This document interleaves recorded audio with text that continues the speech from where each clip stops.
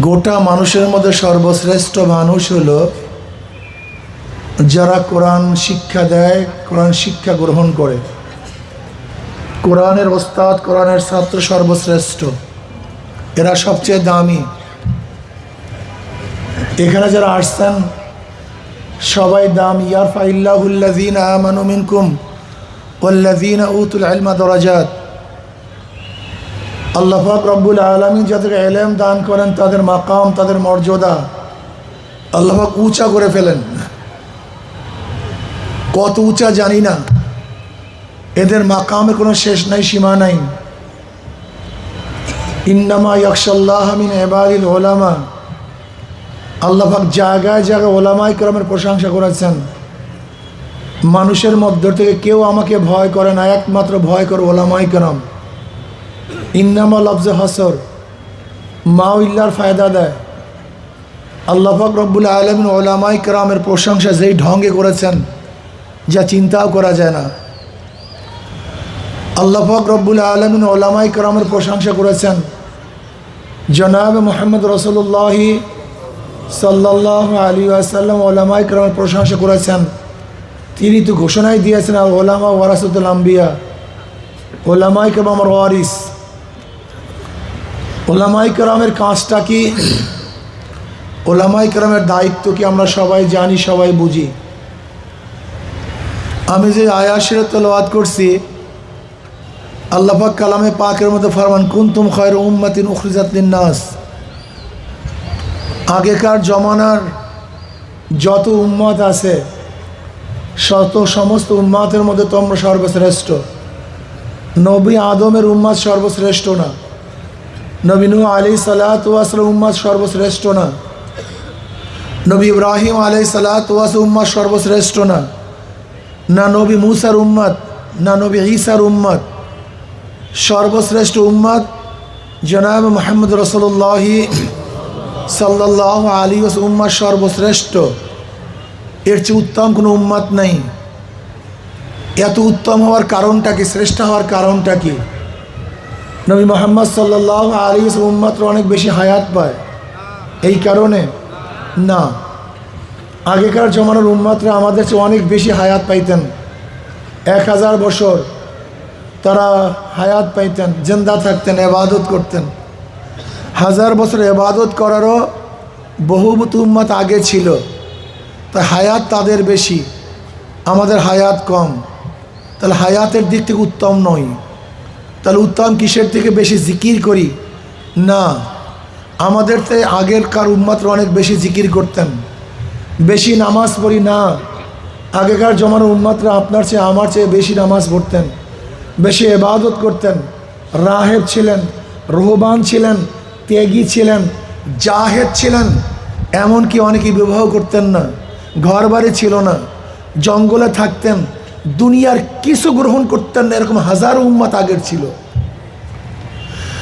এমনকি আগেকার জমানার উম্মতরা ইবাদত করতে করতে করতে করতে তাদের গোশত এবং চামড়াগুলি হাড্ডি সার হয়ে যেত। এরকম হ্যাংলা পাতলা গোশত এবং চামড়াগুলি সব হাড্ডির সাথে মিশে যেত, এত বেশি ত্যাগী ছিলেন। আপনারা জানেন সালমান ফারসি রাদিয়াল্লাহু তাআলা আনহু যে শায়েখের সোহবাতে ছিলেন, সেই শায়েখের অবস্থা কেমন ছিল? সারা রাত্র ইবাদত করতেন, সারাদিন রোজা রাখতেন। সালমান ফারসি রাদিয়াল্লাহু ফরমান, আমার শায়েখের অবস্থা তো এরকম ছিল যে ইবাদত করতে করতে তার গোশত এবং চামড়াগুলি হাড্ডির সাথে মিশে গিয়েছিল, এত বেশি ইবাদত করতেন। সালমান ফারসি রাদিয়াল্লাহু ফরমান, ওই শায়েখ ইন্তেকালের পরে আমি যে শায়েখের সোহবাতে ছিলাম তার একই অবস্থা, সেইভাবে ইবাদত করতেন। তিনি বলেন, দ্বিতীয় শায়েখ ইন্তেকালের পরে আমি তৃতীয় সেই শায়েখ গ্রহণ করেছিলাম, তার একই অবস্থা, তিনি সারা রাত্র সারাদিন ইবাদত করতেন। আমি কি বোঝাতে চাই?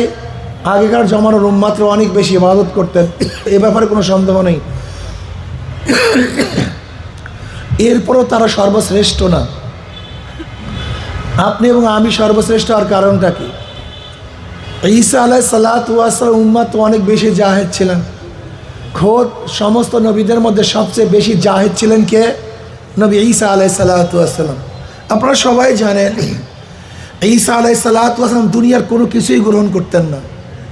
ঈসা আলাইহিসসালাতু ওয়াস সালাম না ঘর ছিল, না বাড়ি ছিল, না জায়গা ছিল, না জমি ছিল। ঈসা আলাইহিসসালাতু অবস্থা এরকম, একদিন একটা ইট মাথায় দিয়ে শুয়েছিলেন। কি মাথায় দিয়েছিলেন ভাই? ইট। শয়তান বলছে নবী ঈসা তো দুনিয়াদার হয়ে গেছে। নবী ঈসা কি হয়ে গেছে? ব্যবহার করছে শুধু একটা ইট।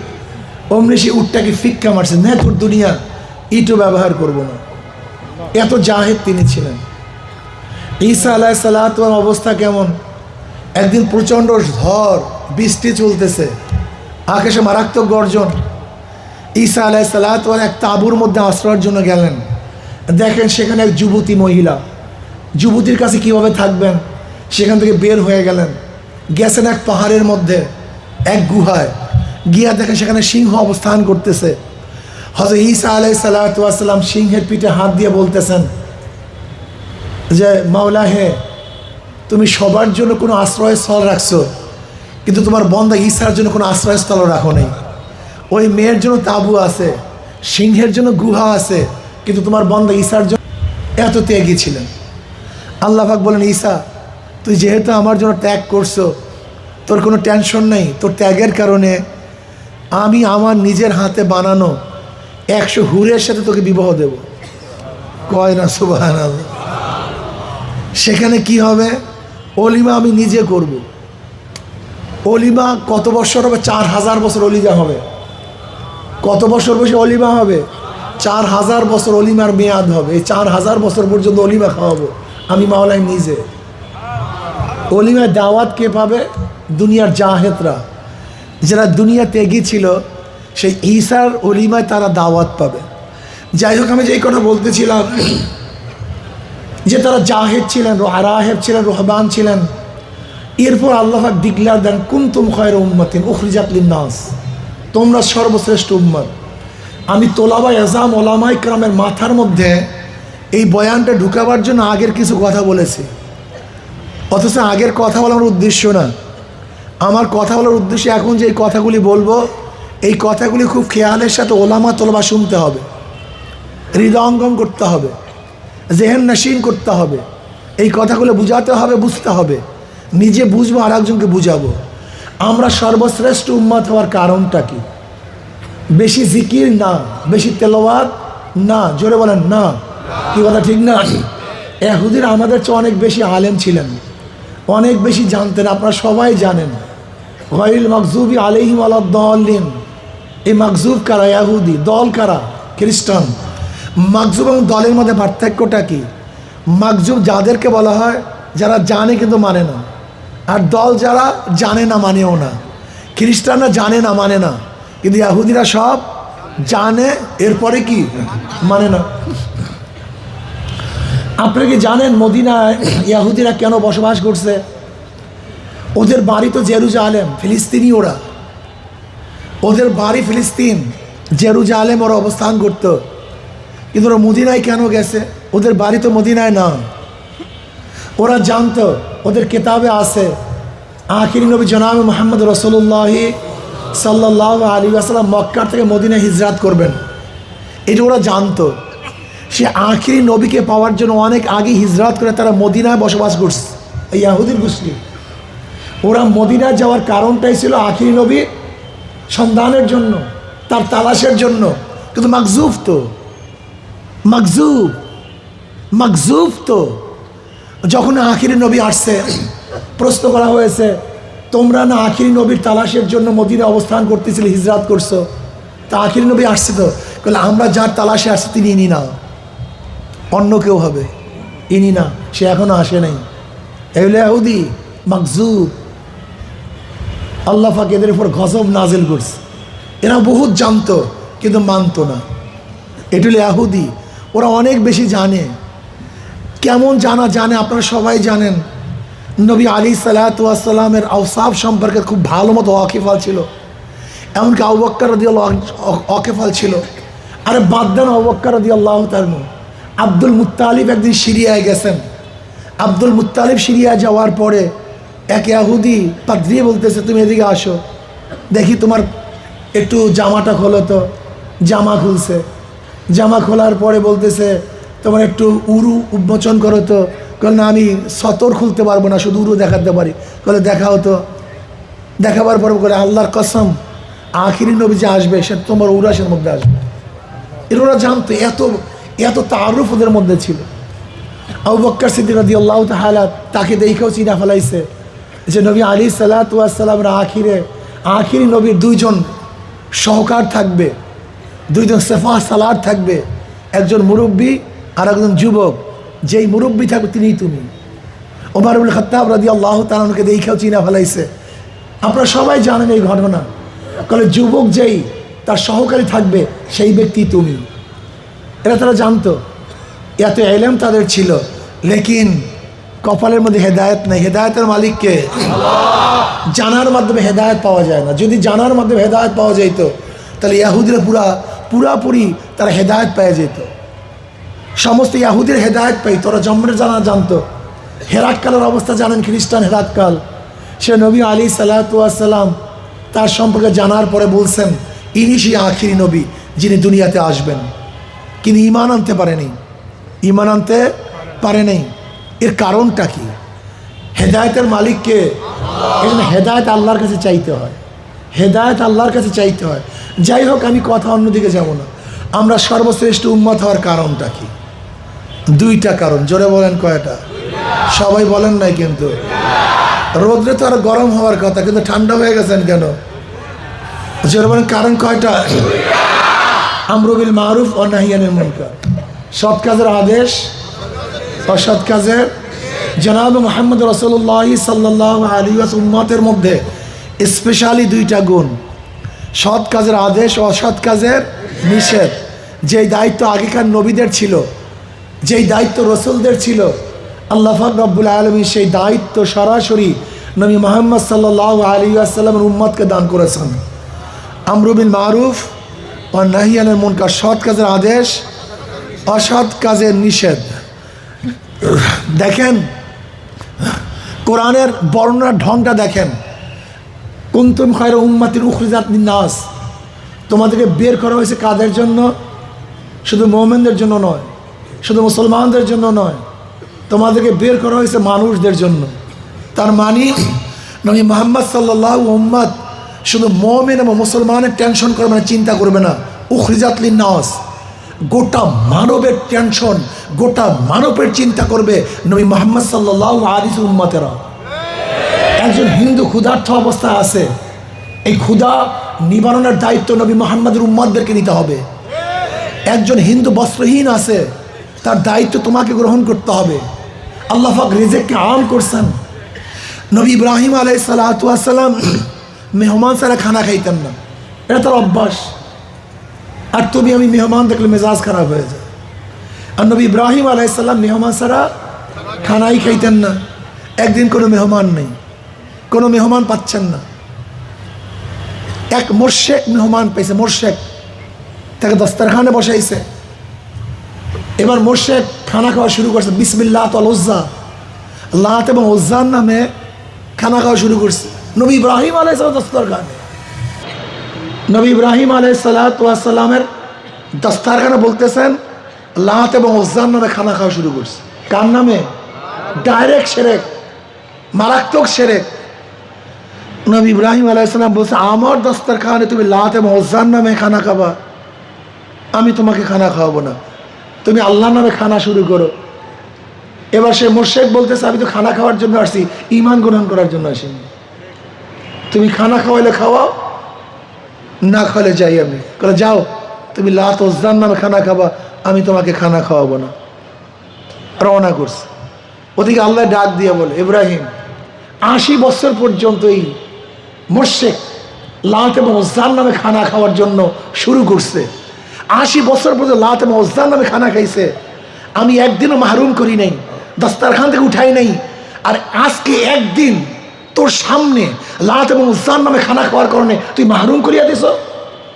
তুই কি জানো আমি খানাকে রিজিককে হারাম করছি? নবী ইব্রাহিম আলাইহিস সালাতু ওয়াস সালাম দৌড়াইলেন, বলে ভাই তুই জান না, ইচ্ছা খানা খা, আমার নবুয়তি যায়, জলদি খানা খা। আল্লাহ পাক রিজিক কাম করছেন। হিন্দুর জমিনের মধ্যেও যেই বৃষ্টি মুসলমানের জমিনের মধ্যে একই বৃষ্টি। আর আশ্চর্য হবেন আপনারা, ইমাম গাজালি রহমতুল্লাহ ঘটনা বয়ান করেন, ইমান কতবার মজবুত থাকতে হয়, কত কঠিন ইমান বিশ্বাস করতে পারবেন না। ইমান কত মজবুত থাকতে হয়, কত কঠিন পরীক্ষার মধ্যে থাকতে হয়। ওয়ালা নাবলুওয়ান্নাকুম, তাকিদ, ওয়ালা নাবলুওয়ান্নাকুম, অবশ্যই আল্লাহ পরীক্ষা করবেন। কেমন পরীক্ষা করছেন মুমিনদেরকে? এক ব্যক্তি নদীর মধ্যে, সাগরের মধ্যে জাল মারতেছে ভূতের নামে, বিসমিল্লাহ আল উজ্জা আল মানাত, বাস জালের মধ্যে মাছের কোনো অভাব নেই। আর একজন বিসমিল্লাহ বিসমিল্লাহ, একটা মাছও নেই, একটা মাছও নেই। কি বুঝেন অবস্থাটা কি? হ্যাঁ, ভূতের নামে জাল মারে, মাছের অভাব নেই, অথচ আল্লাহর নামে জাল মারে কোনো মাছ নেই। এখন ফেরেশতারা আল্লাহর কাছে বলে, মাওলা হে, এই অবস্থা কি? বলে এই দুইজনে আখিরি আঞ্জাম দেখবা। যারা ভূতের নামে জাল মারে তার আখিরি অবস্থা কি হবে, আর যে আমার নামে জাল মারে তার অবস্থাটা কি হবে দেখো তো। দেখে একজন জাহান্নামে জ্বলতেছে, যে ভূতের নামে জাল মারে, আর যে আল্লাহর নামে জাল মারে সে জান্নাতের মধ্যে আনন্দ করতে। বুঝাতে খুব কঠিন মাসালা, মাসালা খুব কঠিন। ইমান রাখে এত কঠিন, এত সহজ না। আজকের জমানাতে ইমান রাখা আরো কঠিন, অনেক কঠিন, মারাত্মক কঠিন। উখরিজাত লিন্নাস, আমাদেরকে বের করেছে কত মানুষের জন্য। দেখেন ইসলাম কত ইনসাফপূর্ণ, কত ইনসাফপূর্ণ ইসলাম। বিশ্বাস হয় না? আচ্ছা, মুসলিম করে মেয়েকে যদি কেউ ধর্ষণ করে তার বিচার হবে, যদি হিন্দু মেয়েকে ধর্ষণ করে যারা বলেন বিচার হবে কি হবে না? সামান্য ভিন্ন, ইনসাফ ইনসাফ ইনসাফ।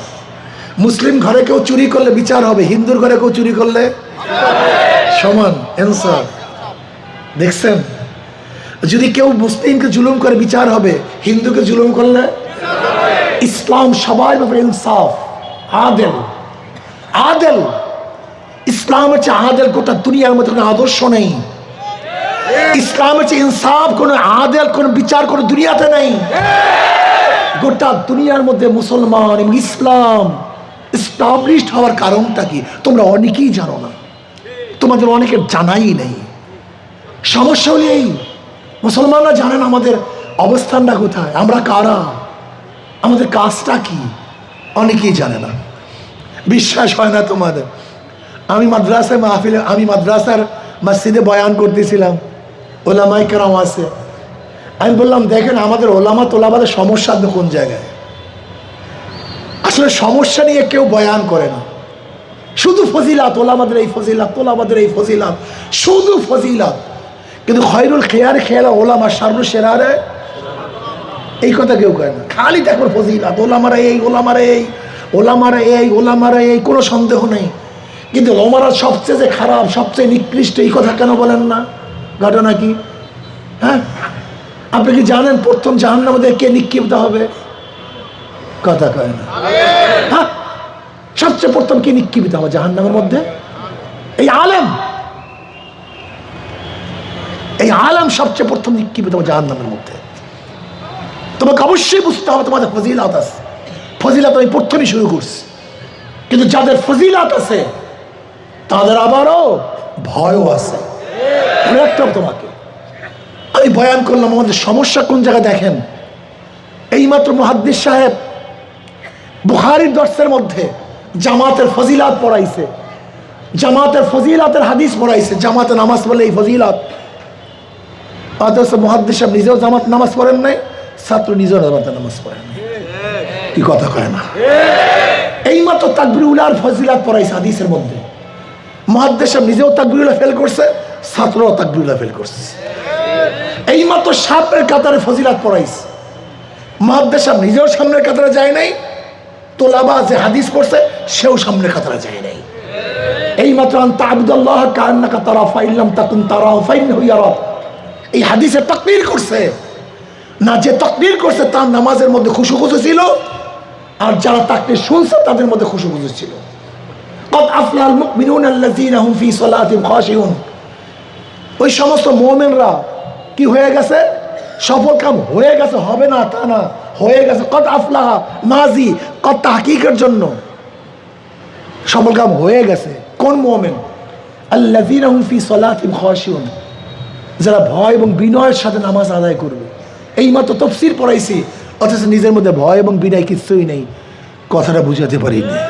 তার মানে যা পড়ি পড়াই, কথা কয় না। আমি বললাম এই যে দেখেন আমাদের শায়েখে সানি কিতাবুল মাগাজি পড়াইছে, শুরুটাই হয়েছে জিহাদের বয়ান, অথচ ওনার মধ্যে জীবন ও জেহাদের কোনো স্পৃহা আসে নাই। জেহাদ উনি শুনতেই পারে না, বিশ্বাস হয় না। আচ্ছা, কোরআন ও হাদিসের মধ্যে জেহাদের কথা আছে কি নাই? পৃষ্ঠায় পৃষ্ঠায় আছে। আজ পর্যন্ত কোনো ইমাম সাহেব বা কোনো মুহাদ্দিস সাহেব, মুফতি সাহেব তোমাদেরকে জেহাদের বয়ান করছে মসজিদের মধ্যে? কত সত্য কথা কও, বুকে হাত দিয়া না, এ বয়ান করবে না, এটাকে বয়ান মনে করে না। বুকে হাত দিয়া কও, বুকে হাত দিয়া কও। দেখো আমি বললাম, দেখো এই মুহাদ্দিস সাহেব এইমাত্র নবী আলাইহিস সালাতু ওয়াস সালামের পোশাকের বয়ান পড়াইছে, অথচ এই মুহাদ্দিস সাহেব কি পারবে এখন যুদ্ধের পোশাক পরিয়া মাদ্রাসার বাহিরে মাঠের মধ্যে নামতে? লজ্জা পায়। অথচ নবীর পোশাকের ফজিলত পড়াইছে, নিজের পোশাক পরতে কি পায়? শরম। শরম। এটা কেমনে পরে যুদ্ধের পোশাক? অথচ এইমাত্র নবীর পোশাকের সবাই সে করছে, ফজিলত পড়াইছে। এইমাত্র নবী আলাইহিস সালাতু ওয়াস সালাম তলোয়ারের বয়ান করছে, লা আইবা ফীহিম গায়রা আন্না সুয়ুফাহুম ফীহিন্না ফালুলুম মিন কারাইকা তাইবি। অথচ দেখা যায় যুদ্ধের তলোয়ারের ফজিলত পড়াইছে, মুহাদ্দিস সাহেব কি পারবে যে একটা তলোয়ার নিয়ে রাস্তায় নামতে? লজ্জা পায়। এটা আলেমদের শানের খেলাফ, অথচ নবীর শানের খেলাফ হয় নাই, আলেমের শানের খেলাফ হয়েছে। কি আপনাদের রাগটা বলছে? নবীর শানের খেলাফ, কিন্তু আলেমের শানের কি হয়ে গেছে? খেলাফ হয়ে গেছে, মারাত্মক খেলাফ হয়ে গেছে। এইমাত্র পড়াইছে নবী আলাইহিস সালাতু ওয়াস সালামকে এই গালি দিয়েছে, জাদুকর বলছে, অতন্ত্রবাদী বলছে, শায়ের বলছে, কোরআনের মধ্যে পড়ছে এইমাত্র। কিন্তু আমাকে গালি দিলি আমার আর মেজা তাহলে আমার মানিজ্জাত সব গেছে। নবীকে গালি দিলে তার মানিজ্জাত যায় না, তোমাকে গালি দিলে মানিজ্জাত যাবে কেন? ঘটনা কি? ঘটনা কি? তোমরা তো সহ্য হয় না কেন? হ্যাঁ, এইমাত্র ফজিলাত পড়েছে, নবী আলাইহিস সালাতু ওয়াস সালাম দাওয়াত দিতে রক্ত জড়াইছে, অথচ এই মৌলবীর একদিন একটা ঘামও সরে নেই, জীবনেও না, গালি খায় না। এইমাত্র পড়াইছে নবী আলাইহিস সালাতু ওয়াস সালাম পেটের মধ্যে দুইটা, অথচ এই জীবনে একক তো না খেয়ে থাকে নাকি? বিশ্বাস হয় না। আমার কথাগুলি খারাপ লাগতেছে মনে হয়। বাস্তবতেই বাস্তবতেই এই মতো সাহাবাদের ইতিহাস পড়াইছে যারা কোনো বেঈমানের সামনে মাথা নত করে নেই, অথচ আমাদের 24টা ঘন্টা ফাসিকদের সামনে মাথা নত থাকে। 24টা ঘন্টা ফাসিকদের সামনে মাথা নত থাকে। এর কারণটা কি? যা পড়ি পড়াই, পঠন পাঠন, এটার সিস্টেম, এটা সিস্টেম, কিন্তু কোরআন ও হাদিস সিস্টেম নয়, এটা পঠন এবং পাঠন নয়। খুব ভালো মতো মনে রাখবা, কাবুরা মাকতান ইনদাল্লাহি আন তাকুলু মা লা তাফআলুন। এই আয়াতের মেজদাক শুধু ওই বয়ানীদেরকে বলছো, যে ওয়াইজিনদেরকে? আজীব। সবার মাথার মধ্যে কাবুরা মাকতান ইনদাল্লাহি আন তাকুলু মা লা তাফআলুন মেজদাক কারা? যারা ওয়াইজ করে তারা। তা তুমি যে হাদিসের মধ্যে পড়াইছো, তুমি ওয়াইজ না, তুমি নাসি না, তুমি বায়ান না, তুমি মুদাররিস না, তুমি তো একই হালাত। তোলাবায়ে আযম, মাকজুব হয়েও না। এই বলো তো মাকজুব কারা? এইমাত্র বয়ান করছে, কেউ বলবে না বলো তো তুমি মাকজুব কারা? জানে মানে না, এই মাকজুব হয়েও না, মাকজুব হয়েও না। মাশাআল্লাহ, তোমরা ভালো কথা বলছো, জানে মানে না, এটা মাকজুব, এরা মাকজুব, জানে মানে না। আজকে আমরা জানি কিন্তু মানি না। আমরা উত্তম হওয়ার দুইটা কারণ, আমরু বিল মারুফ, জোরে বলো, আমরু বিল মারুফ। যদি আমরু বিল মারুফ, সৎ কাজের আদেশ, অসৎ কাজের নির্দেশ এই চরমনায় পৃষ্ঠার মধ্যে না থাকে, কোরআন তাকে উত্তম বলবে না। আমাদের সর্বশ্রদ্ধেয় মাহমুদিয়া মাদ্রাসার মোহতামিম সাহেব হযরতের মধ্যেও যদি আমরু বিল মারুফ আর নাহি আনিল মুনকার না থাকে, কোরআনের ভাষায় সে উত্তম উম্মত হতে পারবে না। কোরআনের ভাষাতে উত্তম উম্মত হতে পারে, সে মুহাদ্দিস হতে পারে, সে মুফতি হতে পারে, সে পীর হতে পারে, তোমার কাছে বড় বুজুর্গ হতে পারে, কিন্তু কোরআনের ভাষায় সে উত্তম উম্মত হতে পারবে না। উত্তম উম্মত হওয়ার জন্য দুইটা জিনিস লাজম, আমরু বিল মারুফ, সৎ কাজের আদেশ, অসৎ কাজের নিষেধ থাকতে। অতুমিনুনা বিল্লাহ, এখানে আমলের কথা আগে আনছে, ইমানের কথা পরে আনার কারণটা কি? ইমান তো মুকদ্দম, আমল তো মুআক্খার। এখানে তো ইমান আগে আসবে, তারপরে আমলের কথা আসবে। এখানে আমলের কথা আগে আসছে, কারণটা কি? ইমানের মত তাসাবি, সমস্ত মুমিন আগেকার উম্মত, আমরা আগেকার নবী, আমার নবী, সবারই ইমান সমান। ইমানের মধ্যে কার কোনো পার্থক্য নেই। সমস্ত নবীর উম্মত, সমস্ত নবীর উম্মতের ইমান এক, অভিন্ন। নবী ইব্রাহিম আলাইহিস সালাম আল্লাহ কয়জন মানতেন? আমার নবী। আদম কয়জন মানতেন? আমার নবী। তারা ফেরেশতা মানতেন কি মানতেন না? আমার নবী। কিয়ামত মানতেন কি মানতেন না? জান্নাত জাহান্নাম, তাকদীর, ইমান সমান। ইমানের মধ্যে কোনো নবীদের, কোনো উম্মতের কোনো পার্থক্য নেই। সমস্ত নবী, সমস্ত উম্মতের ইমান সমান, কিন্তু আমল সমান না, কাজ সমান না।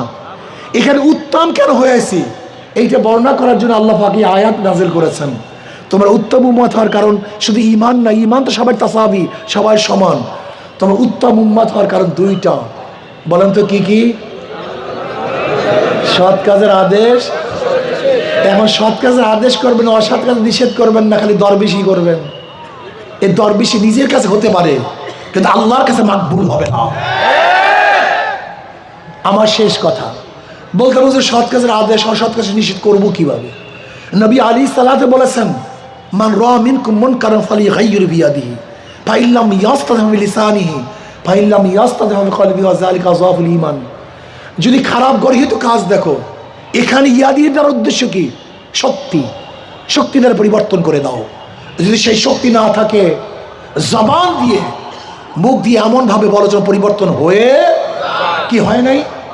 এই যে ডারউইনের থিওরি বাংলাদেশে সব জায়গায় পড়াবার চেষ্টা করছিল, শেখ হাসিনা সরকার প্রতিবাদ করার কারণে পারছে। ফতুয়া বন্ধ করার চক্রান্ত করছিল, যখন আন্দোলন হচ্ছে পারছে। নারী নীতি বাস্তবায়ন করার চক্রান্ত চলছিল, পারছে। আর সব বাদ দাও, কয়েকদিন আগে গানের টিচার দিবে, কি দিবে?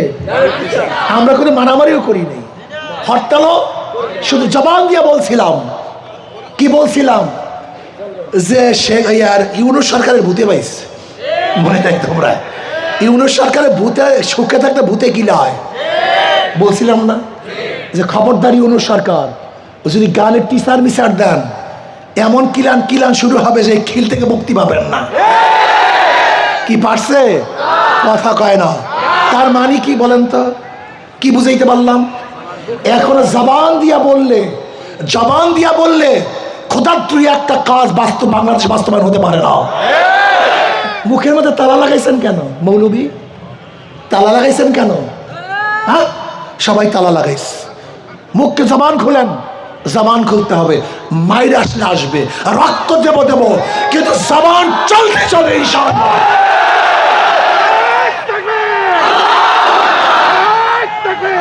শোনেন, আমাদের সমস্যা কি? ইহুদিরা কি কইতো? ইহুদিরা, ভাই আমার সময় নেই, আজকে সম্মেলনের জন্য যেই খাটনি খাটছি রে, গতকালকে ছিলাম সেই কোথায় মেত্রা, সেখান থেকে রাত্রে আসছি, আবার এখন যাবো সেই লালমোহন, খালি আপনাদের জন্য আসছে সময়। আচ্ছা শোনেন, কথা শেষ করতে দেন। কি জানি বলতেছিলাম, ভুলে গেছি আমি।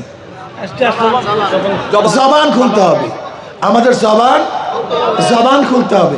ইহুদিদের কথা বলতেছিলাম। ইহুদিরা কি বলতো? যে আমরা তোমাদের চেয়ে সবচেয়ে বেশি আল্লাহকে বেশি মোহাব্বত করি, কয় নাই? আল্লাহ কি কয়? কুলিয়া আইয়ুহাল্লাযীনা হাদু ইন যাআমতুম আন্নাকুম আউলিয়াউ লিল্লাহি মিন দুনিন নাসি ফাতামান্নাউল মাউতা ইন কুনতুম সাদিকিন।